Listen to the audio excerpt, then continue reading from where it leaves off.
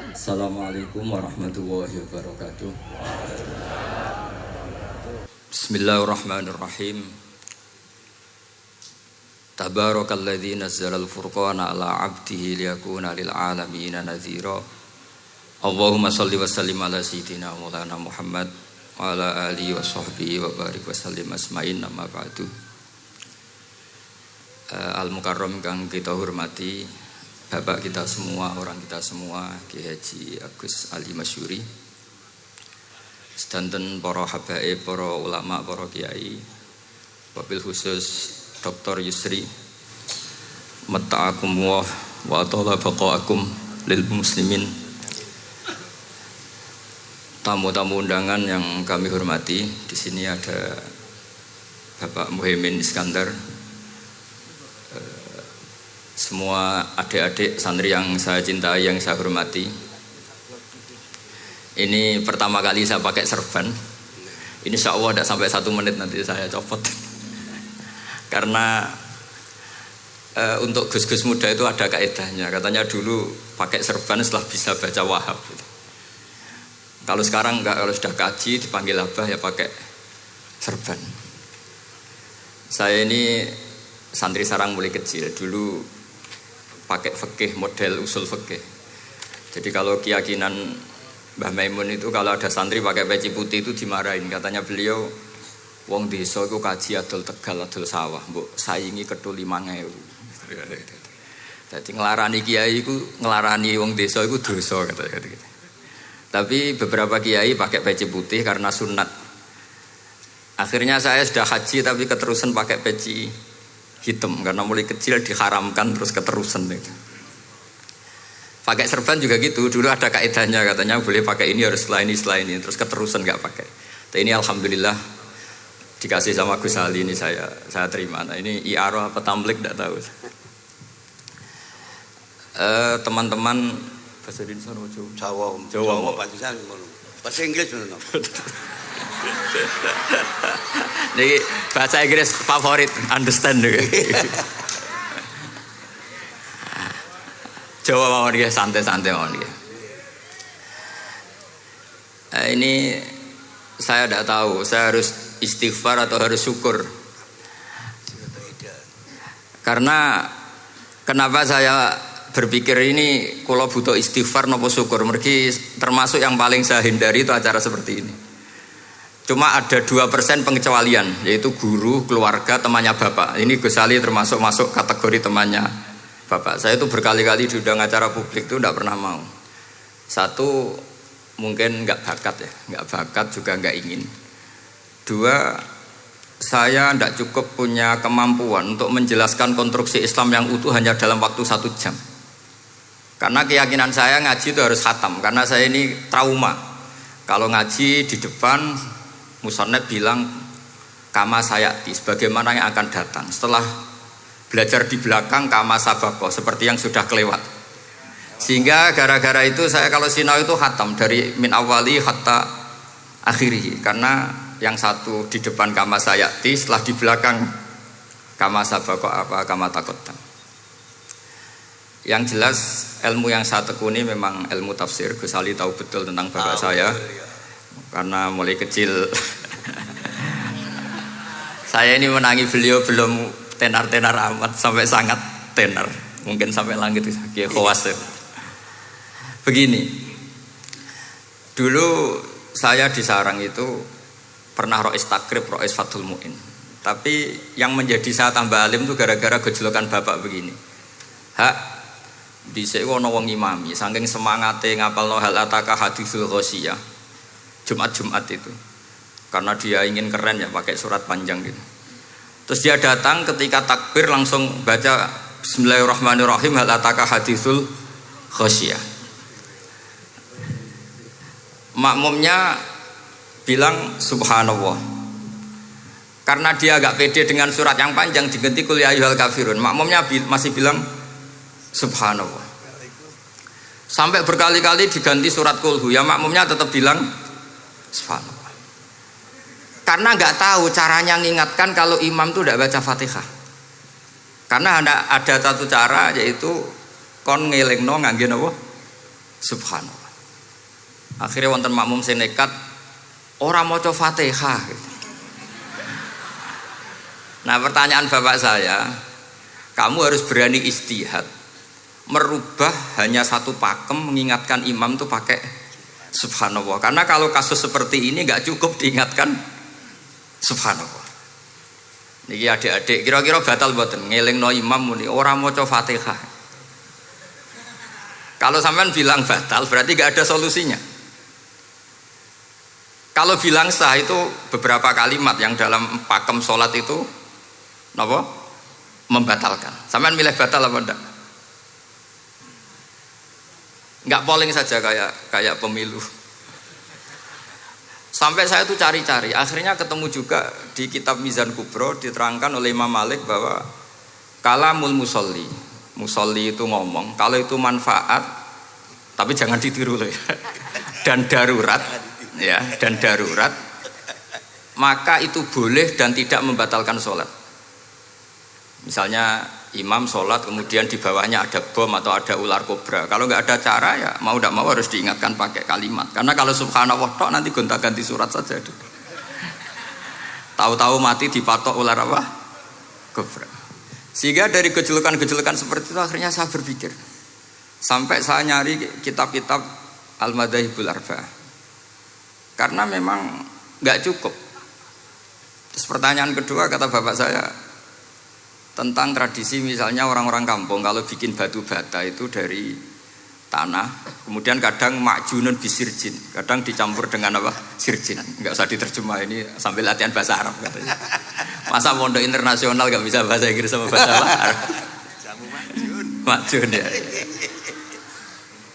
Ternyata mazhab Syafi'iyahnya membolehkan atau nganggap alatut tohara itu dua, al-ma' wa turab. Tapi ternyata dalam mazhab Hanafi termasuk alatut tadhir atau alatut tohara itu an-nar, yaitu api.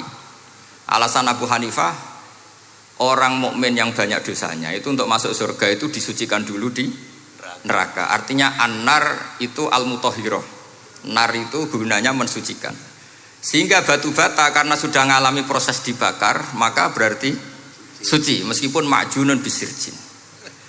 Ya tapi jangan pakai tayamum, pakai apa?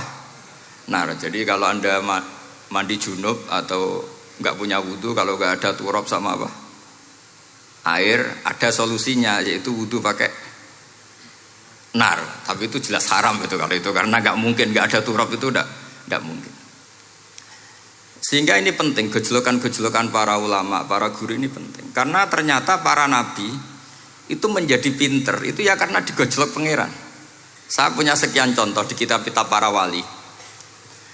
Ketika datang malakul mauti ke Nabi Ibrahim dan akan mengambil nyawanya, itu Nabi Ibrahim tangklet, kowe sapa? Aku malaikat. Ono apa? Ditugasno pangeran mencabut nyawa Anda.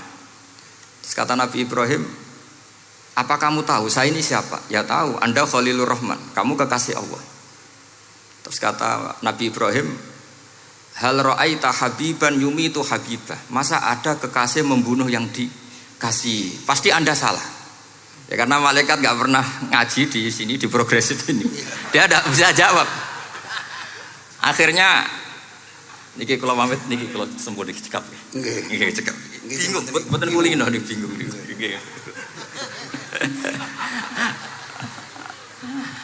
Akhirnya malaikatnya matur malih teng pangeran. Ya Allah, kata Nabi Ibrahim logikanya begini, wahal ra'aita habiban yumitu habibah. Mosok kekasih kok dipateni kekasih. Terus kata Allah gini, ya sudah bilang gini sama Nabi Ibrahim, sama Ibrahim, wahal ra'aita habiban yakrahu ayyalqa habibah. Mosok kekasih kok ora siap ketemu sing dikasih.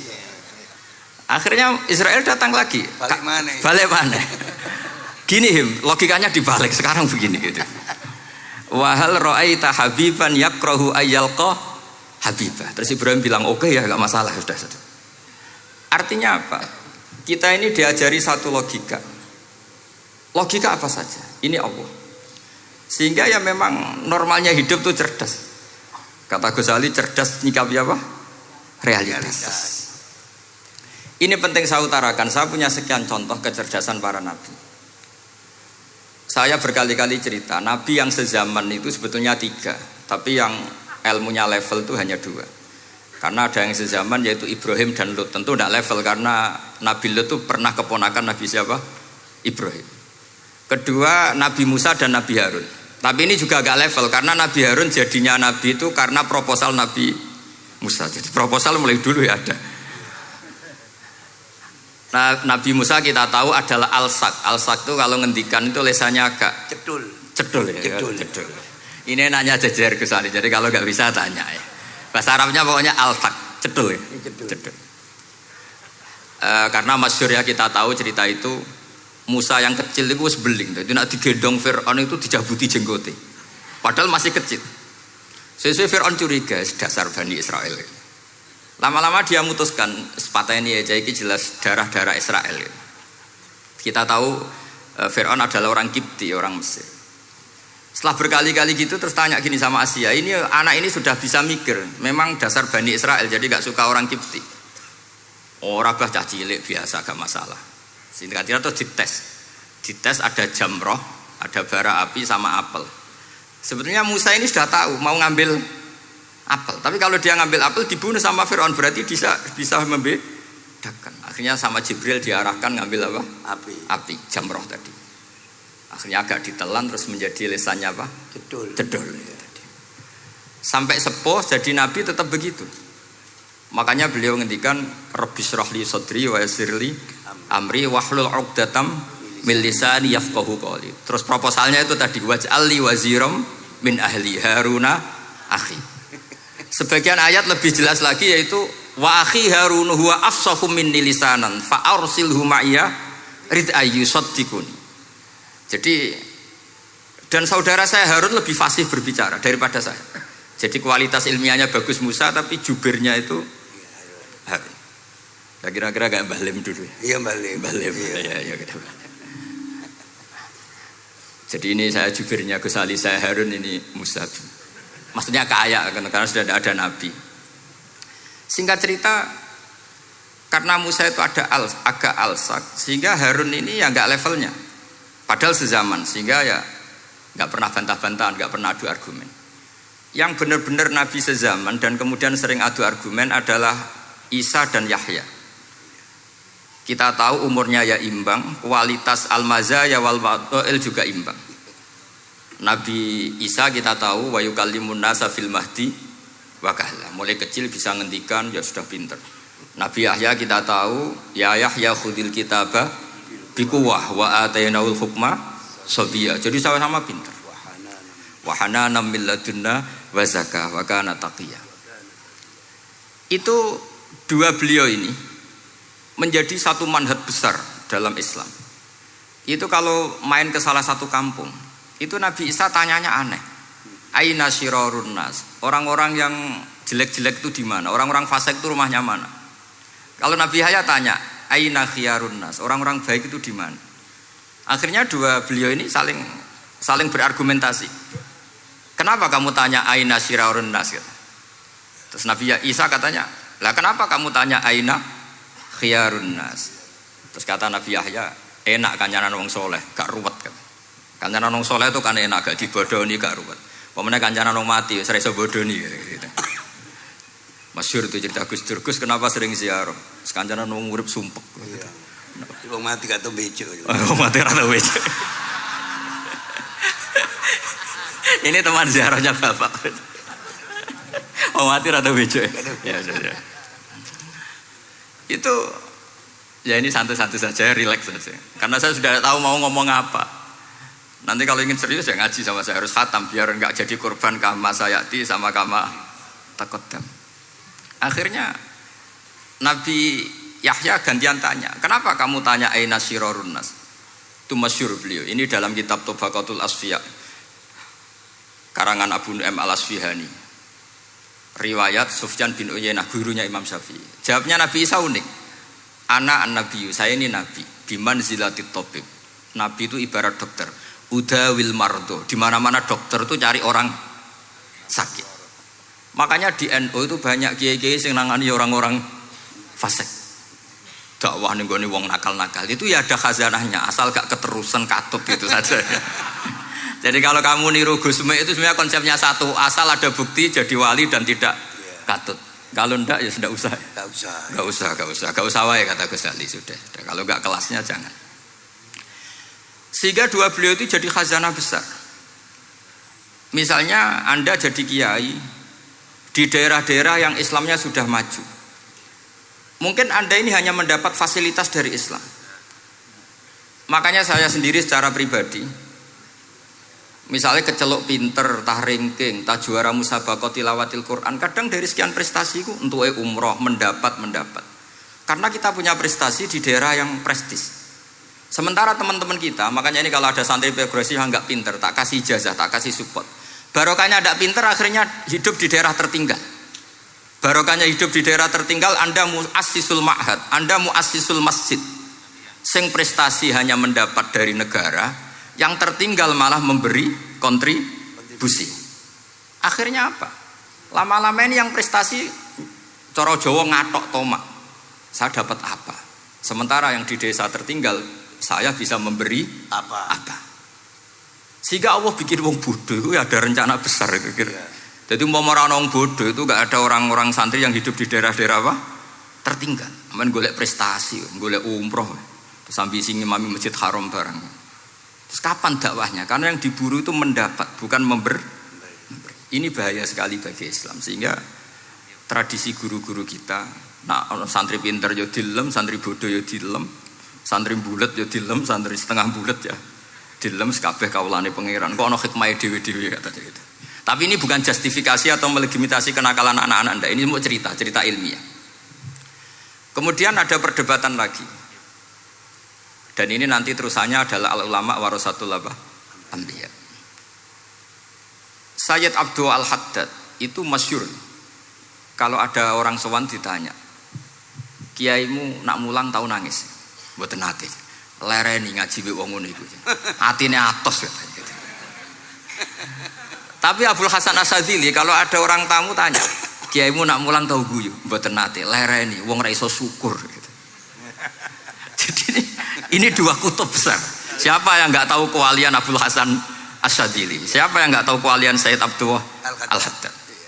Nah ini kalau Gus Ali sudah dua-duanya, guyu ya sering, nangis ya sering, ini sudah makomen, ini sudah Majma'ul Bahrain kalau dalam ilmu tasawuf. Dan itu mirip perdebatan Nabi Yahya dan Nabi Isa. Nabi Yahya itu happy, hidupnya happy, kayak bapak saya itu hidupnya happy. Zaman miskin saja gak pernah susah. Gak pernah susah ya. Bapak saya itu khasnya gak pernah susah. Mau meninggal saja masih guyon sama saya. Mau kapundhut tuh seguyon kalian. Dia seneng, ya happy saja. Jadi mirip cerita Jalaluddin Ar-Rumi. Beliau mau kapundhut, muridnya nangis semua, marah-marah dia. Kamu murid-murid yang bodoh. Saya ini mau ketemu kasih kamu tangisi. Ayo joget semua. Makanya kalau ada orang mati kok ceria itu karena madzhab Jalaluddin apa? Ar-Rumi. Masyhur itu. Ini malam pengantin saya, kenapa kamu nangis? Makanya jadi mitos kalau mimpi jadi manten tuh mau mati. Karena kalau Jalaluddin Rumi istilahkan kematian itu adalah pengantin. Umar bin Abdul Aziz, salah satu khomisul khulafa masyhur itu. Ketika mau kapundhut orang nangis semua juga dia marah. Memangnya saya mau kemana kok kamu tangisi? Ila khairi madhubin ila khairi rahimin, ila arhamir rahimin. Timbang kumpul kon sumpek. Atok mati katanya. Memangnya saya mau kemana? Ila khairi madhubin ila, ke zat yang terbaik yang kita tuju. Ini mirip Nabi Yahya. Sehingga Nabi Isa ngejlek, mali aroka dohikan ka'annaka ta'manu makrillah. Kamu kok sering senyum, sering guyu, ngakak-ngakak. Seakan kan kamu tuh tidak pernah akan kena siksa. Nabi Yahya gantian bales, mali aroka abisan ka'annaka taqnatu min rahmatillah. Lah kamu merengut terus koyo ora ono rahmate pangeran saja. Ini terjadi madzhab antara Abdul Hasan Asyadzili dan Sayyid Abdul Al-Haddad. Sayyid Abdul Al-Haddad juga diikuti banyak kiai. Itu kalau habis sholat tuh masih susah, diterima enggak, sholat kita makbulah apa enggak, puasa kita makbul apa enggak, sujud kita makbul apa enggak. Tapi kalau Abdul Hasan Asyadzili, kalau ada orang tanya gitu dimarahin.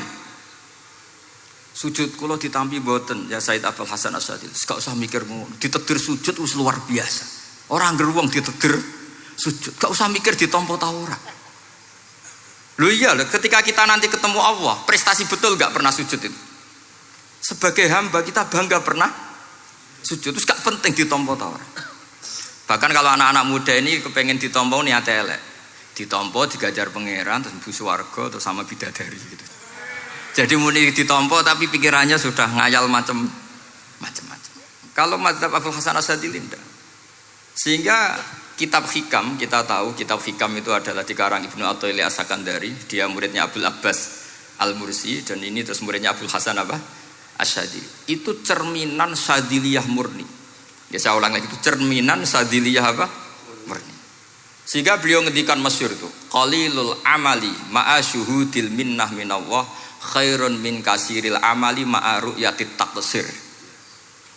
Jadi amal sedikit tapi yakin itu anugerah Allah, lebih baik beramal banyak tapi masih merasa salah karena ra ono syukure. Makanya bapak saya Gus Ali ana wong abangan gelem salat, gak tahu gak disahno sah terus. Ketika ada orang fikih marah-marah tapi rubah gedang, wes rubah gedang lah, pokoknya sah terus.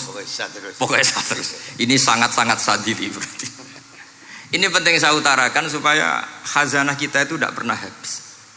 Karena al ulama warasatul anbiya. Nabi tidak ada warosati, tapi warasatul anbiya. Sehingga semua watak para nabi sebelum Rasulullah SAW itu semua tercermin pada umatnya Rasulullah SAW. Cerita paling terkenal tentu Asra Badrin. Tawanan-tawanan perang Badarin mau diapakan? Rasulullah istasyara Abu Bakrin. Terus kata Abu Bakar, itu keluargamu ya Rasulullah. Hum asyiratuka, hum aqaribuka. Ya maafkan saja. Terus ditanya Umar, menurut kamu gimana Umar? Itu kan orang-orang yang ngusir engkau ya Rasulullah. Yang dulu ingin membunuh engkau, sekarang ketangkep ya bunuh, kok repot. Apa kata Rasulullah? Masaluka ya Abu Bakrin kamasali Ibrahim isqala faman tabi'ani fa innahu minni wa man asani fa innaka ghafurur rahim. Sing prestasi ya alhamdulillah, sing ora prestasi muga-muga pangeran akeh sepurane. Sudah gitu iya cara Gus Ali ya sis ngono kok repot.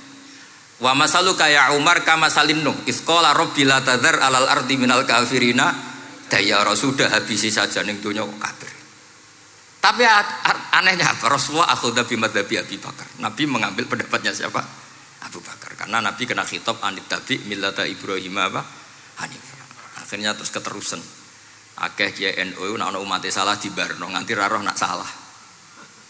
Makanya kenangan saya sama Mbah Sal Mahfud karena beliau itu sepupu sama Mbah saya di Sahal itu. Kata Mbah Sal gini, "Hak umpama pantes," kata beliau ini, "umpama pantes, pondok-pondok itu tak sertifikat." Kenapa, Mbah? Ya akeh kiai gondrong muridnya kol gondrong kabeh terus kadang rapati salat jare diulang kali jogo. Engko neng kali-kali golek Nabi Khidir gak tau ngaji. Lah ngene ku nak ditakoki afiliasine kok NU gitu. Mau disertifikat, dadi distandarkan. Pokoknya anggar gak ana takribe ya ora NU gitu. Karena nanti kalau gak disertifikat ini terus khayal-khayal macam-macam ini rata-rata kan afiliasinya juga ngeklaim NU. Padahal ya itu tadi, jadi diulang kali jogo langsung diulang macam-macam. Ini penting saya utarakan karena standarisasi ini penting. Caranya gimana? Kita harus sebanyak mungkin baca khazanah Islam. Makanya Imam Ghazali, kayak apa pinternya Imam Ghazali? Beliau di akhir kitab Ihya ngendikan wa alaika bimudawamati mutalaati kitab khilyatil auliya wa tabaqatil asfiya. Sehingga kita akan punya khazanah yang luar biasa. Saya punya banyak tentang kearifan ya para ulama-ulama dulu. Di antaranya dulu saya sering diceritain bapak tapi gak paham. Tapi setelah saya ngaji lama-lama paham. Beliau pernah didawi Badullah gini, Nur, dhisik ana wong salat 2 rakaat. Terus syukur akhirnya salat lagi sampai 4 rakaat. Saking syukurnya salat lagi sampai 6 rakaat. Seterusnya sampai 1000 salat. Kita tahu itu Said Ali Zainal Abidin. Jadi dia menambahkan sholat itu karena iskon lillah wa syauqon lillah, mahabbatan lillah. Bukan kayak kita, karena ingin sholat 1000 rakaat dibagi sekian menit terus kenanya 2 jam. Jadi kayak kita taraweh lah 20 menit, 20 rakaat dibagi sekian kenanya 7 menit. Pentingnya apa? Meskipun kita tidak akan mengalami seperti itu, tapi kita menjadi tahu ketika Rasulullah SAW ngendikan wa qurratu aini fis shalah. Bahkan Nabi kalau banyak masalah Itu Nabi yataradad, mutaraddidan di dalamnya. Setelah mutaraddidan agak panik, Nabi tanya gini sama Aisyah, Aina Bilal, Aina Bilal. Bilal kemana, Bilal kemana? Setelah Bilal notok, tok tok tok tok, ya Rasulullah as-sholat. Arifna ya Bilal, arifna ya Bilal. Saya kasih istirahat ya Bilal, saya kasih istirahat. Karena roh dunya, roh politik, roh kebudayaan, roh dulur bulet kabeh. Sing ra bulet mok sitok hubungan ambek Allah Subhanahu wa taala. Maka disebut as-sholat rohatul mukmin. Apa yang terjadi?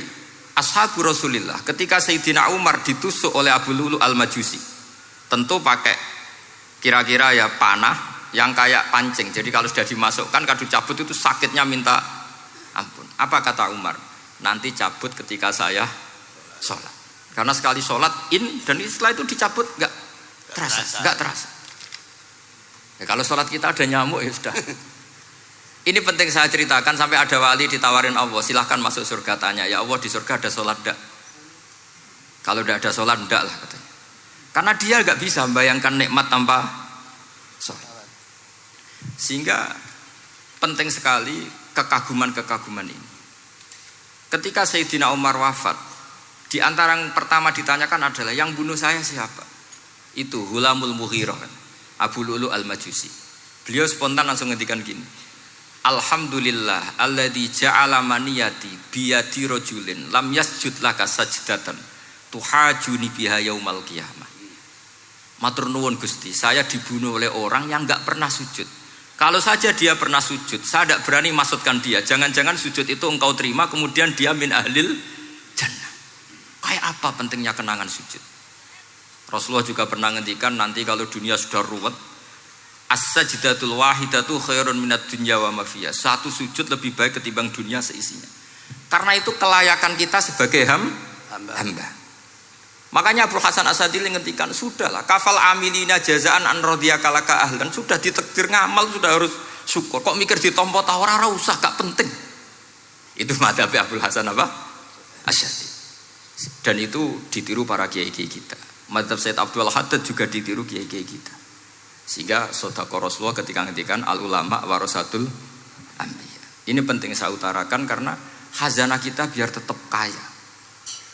Makanya masyhur dalam Manaqibul Ghazali kita tahu Imam Ghazali itu orang yang luar biasa, pengarang Ihya. Saya punya banyak karangan beliau, Al-Arba'in Al-Usul. Tapi yang paling saya cintai tentu Ihya, kitab Mustasfa, kitab Qawaid Fikih itu Usulul Fikih. Manaqibul Ghazali adalah Rasulullah pernah jejer Nabi Musa. Terus Rasulullah ngendikan ulama ummati ka anbiya'i Bani Israel.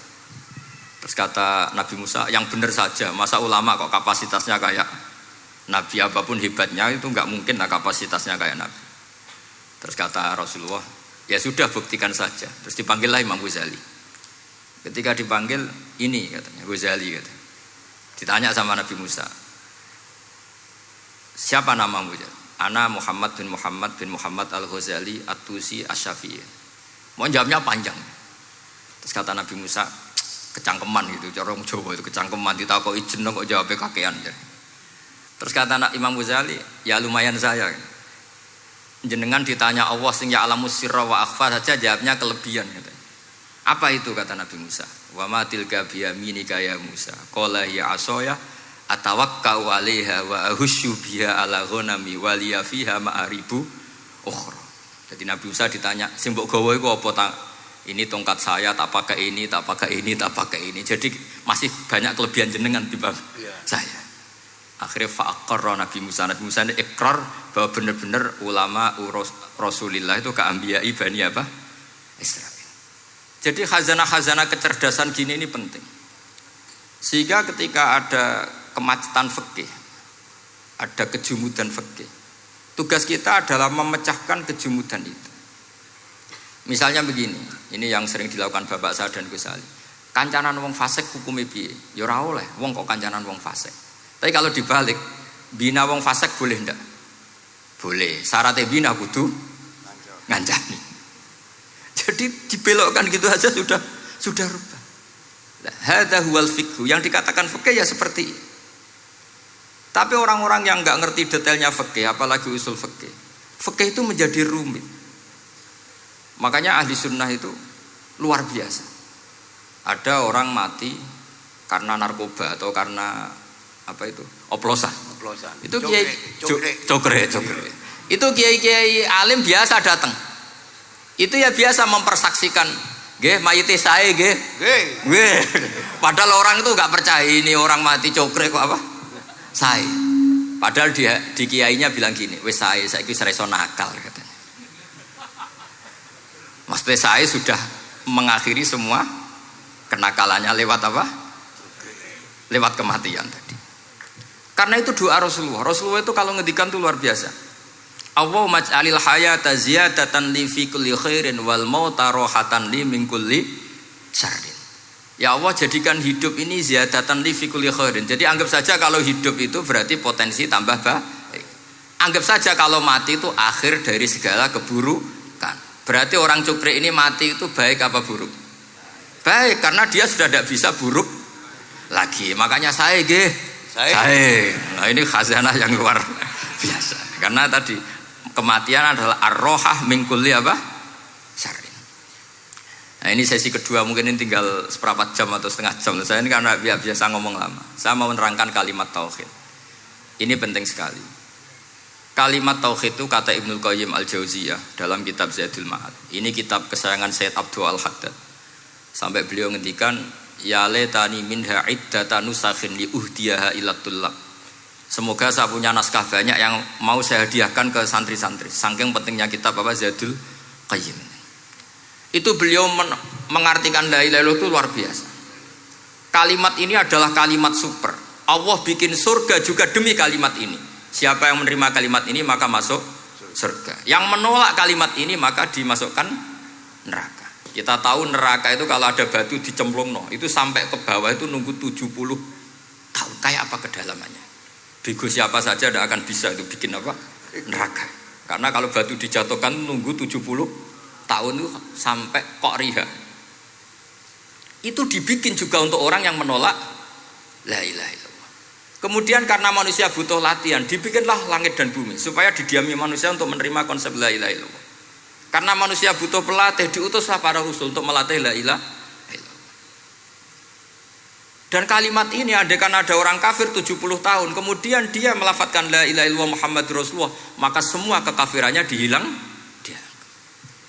Maka santri-santri yang aswaja ini harus yakin, ia adalah kalimatun dakhala bihal kafiru al-islam. Ini kalimat yang orang kafir 70 tahun saja menjadi muslim. Tapi sekarang banyak gerakan dengan kalimat yang sama malah orang Islam menjadi kafir. Itu kira-kira kelompok aneh nopo boten. Hanya karena la ilaha illallah banyak kelipatok dihukumi kafir. Gara-gara la ilaha illallah bipitung dino diarani kafir. Wong kalimat ini sing kafir wae dadi mukmin. Sekarang dengan kalimat yang sama yang mukmin jadi kafir. Ini apa-apaan? Kira-kira gitu. Cara madzhab ini apa-apaan? Ini penting saya utarakan. Jadi kepastian tauhid. Ngendikane pangeran kul lil ladzina kafaru iyantahu yughfar lahum ma qad salaf. Makanya Abdul Hasan As-Sadili ketika nafsirkan fa'lam annahu la ilaha illallah wastaghfir li dzambika walil mu'minina wal itu ai bihadhil kalimah kata beliau. Kamu harus camkan bahwa la ilaha illallah. Dan setelah itu kamu baru sah istighfar untuk kamu sendiri maupun untuk orang mukmin siapapun, mukmin mukminah. Kita tahu andaikan kita punya keluarga kafirah atau murtadah, sah enggak diistighfari? Enggak sah. Tapi sefasik apapun asal dia min ahli tauhid maka sah diistighfari karena fa'lam annahu la ilaha illallah wastaghfir lidzambika walil mu'minin. Jadi sahnya mengistighfarkan orang lain hanya dengan satu syarat, yaitu dia min ahli la ilaha illallah Muhammadur Rasulullah. Sehingga dalam cerita-cerita kewalian, dan ini saya percaya cerita ini karena saya pernah menemukan di Musnad Ahmad, saya menemukan di Ithaf syaratnya Ihya, juga di kitabnya Said Muhammad Abu Abdul Farad itu. Dulu itu ada wali yang tukang bikin Istanbul itu. Pernah dengar tuh Istanbul itu yang Quran kecil itu. Kalau sekarang kan dibikin masif 5.000-an. Yeah. Kalau dulu masih asli. Itu Kiai Sarbini itu kayak Mbah Khalil Bangkalan. Jadi karena dia orang penting itu, nak diundang orang itu, ya engkau nak ditakoki pangeran muni rombongan. Jadi kayak Mbah Khalil juga Mesir gitu. Terus ditinggal lagi. Engkau nak takoki pangeran muni ngenteni Mbah Khalil, ngenteni rombongan. Ya sudah gitu dong. Tapi karena beliau terkenal wali ya.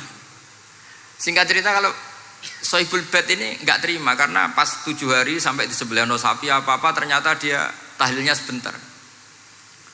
Terus kata beliau, ya sudah semua makanan itu ditimbang pakai pohon kelapa. Yang satu kosongin katanya. Kifatul mizan yang satu atau kafatail mizan yang satu dikosongin. Beliau datang yang bikin Istanbul tadi. Bilang bis itu sudah jumpat kata. Sudah tinggi bismillahnya. Terus kata beliau, bismillahku ora genep ae wis ngalahno pakananmu, apalagi genep katanya. Ini penting saya utarakan nanti di cerita yang di kitab Musnad Ahmad. Ini perlu dicamkan. Saya hafalkan hadis itu. Inna wa ta'ala istakhlasa rajulan min ummati ala ru'usil khalaid. Setelah dipertontonkan, fayan syuru alaihi tis'an wa tis'ina sijillan. Kullu sijillin minha maddul basar. Jadi ketika dipertontonkan itu ada satu box, yang satu boxnya itu sudah sepanjang mata melihat. Sudah satu boxnya saja itu mislu maddil basar, sepandang mata melihat. Apalagi di 99. Terus Allah itu fair, Allah tanya, afalaka uzrun, apa kamu melakukan kesalahan banyak ini punya alasan? Enggak katanya. Adzolamat kata badi al-hafidun, apa memang malaikat itu sentimen sehingga salah kamu tok yang ditulis, kalau kamu enggak salah enggak ditulis? Enggak ya Allah. Terus kata Allah, bala innalaka inti hasanah, kamu masih punya satu kebaikan. Ketika Allah bilang kamu punya satu kebaikan, apa kata lelaki tadi? Nah, gunanya apa ya Allah satu kebaikan dibanding kesalahan yang sebanyak itu? Akhirnya kesalahan yang sebanyak itu ditimbang, si timbang satunya itu hanya la ilaha illallah Muhammadur Rasulullah. Fato syat as-sijillat, semua catatan salah tadi kalah. Kenapa? Fala yaskulu ma'asmillahi ta'ala syai'un, karena di dunia maupun akhirat tidak ada yang bisa mengalahkan kalimah thayyibah. Tapi sekarang kalimat thayyibah itu jadi tersangka. Nah ini makanya saya mohon santri-santri, hujjiyatu ahli sunnah wal jamaah ini harus mustaqirrah, harus sabitah, harus benar-benar berargumentatif. Sehingga kita tahu setahu-tahunya bahwa kalimat ini adalah kalimat yang orang kafir saja menjadi muslim. Masa dengan kalimat yang sama orang mukmin menjadi kafir. Ini penting saya utarakan karena kita harus terus belajar hujjah. Caranya gimana? Ya diantaranya tadi belajar kitab Ihya, beberapa kitab, sehingga khilaf-khilaf fikhiyah meskipun kita tidak bidangnya misalnya, itu tetap punya kualitas yang luar biasa. Saya sampai sekarang menerima sorogan kitab Mahalli, itu di situ ada perdebatan unik. Boleh enggak misalnya jenazah itu diletakkan di belakangnya yang sholat? Kata kaul awal enggak boleh, di mana-mana jenazah itu ya di depannya orang apa? Sholat. Tapi kata kaul sani, ya boleh saja jenazah itu tidak imam katanya. Iya. Sehingga pentingnya kaul sani adalah kalau Anda di Arab Saudi, itu jenazah-jenazah tetap di kamar mayat. Kemudian yang sholat ya di depan jenazah. Karena kalau dipaksakan di depan berarti jenazahnya di dekat apa? Ka'bah. Kayak apa kreditnya Mekah. Nah, meskipun kita tidak melakukan itu karena nanti dianggap aliran apa? Sesat. Ada jenazah kok di belakang kita sholat apa? Di depan. Tapi ini ilmu harus kita dengar. Begitu juga khilafnya kaul qadim dan kaul jadid. Menurut kaul jadid, yang namanya sujud itu harus 7 anggota. Karena kata Rasulullah SAW, umirtu an asjuda ala sab'ati a'zumin al-jabhah wal yaden wal rubbaten wal kodamen. Berarti al-jabhah 1, yaden 2, kodamen rubbaten 2, kodamen 2. Sehingga kalau kiai-kiai fanatik fikih ku nak ana anak sujud ngongkrong dipetel-petel dong. Mergo supaya 7 apa? Anggota. Tapi kata Imam Syafi'i dalam kaul qadim, kata beliau, wayah tamilu, mungkin saja sujud itu cukup pakai jabhah. Karena dalam doa Nabi itu hanya sajadalaka wajhi wa sam'i wa basori. Tidak ada Nabi dongo sajadalaka wajhi wa yadi wa rubbati wa kodami. Jadi kecerdasan ulama-ulama dulu itu luar biasa. Sehingga kalau kita baca pembanding-pembanding itu, lama-lama kita menjadi cerdas. Ini yang terakhir saya cerita tentang Imam Ghazali. Dulu banyak orang yang bermadzhab pentingnya uzlah, sehingga Banyak ulama yang uzlah, alasannya kumpul wong serepot tok. Paling gak ngerasani wong lah, minimal dosanya ngerasani wong. Singkat cerita banyak ulama yang uzlah, kemudian umat ini dipimpin aliran-aliran sesat. Terus ulama yang uzlah-uzlah itu diparani sama ulama yang sudah jadi wali. Ya akalatal hasis, karena dia di hutan sehingga makannya hanya rerumputan. Taraktum ummata Muhammadin sallallahu alaihi wasallam fi aidil mubtadi'ah. Betul uzlah itu baik, tapi membiarkan umatnya Nabi dipimpin orang-orang yang sesat. Makanya kita terima kasih sekali Gus Ali ada di antara kita, membimbing kita, membina kita. Jangan terus dunia wis rusak tinggal nawa tidak bisa. Ini ummatur Rasulillah, ummatun marhumah, ummatun mahfudhah, ummatun mar'iyah. Insyaallah apapun kondisinya kita tunggoni, baik dalam skala negara, masyarakat maupun kultural. Saya kira demikian. Wassalamualaikum warahmatullahi wabarakatuh.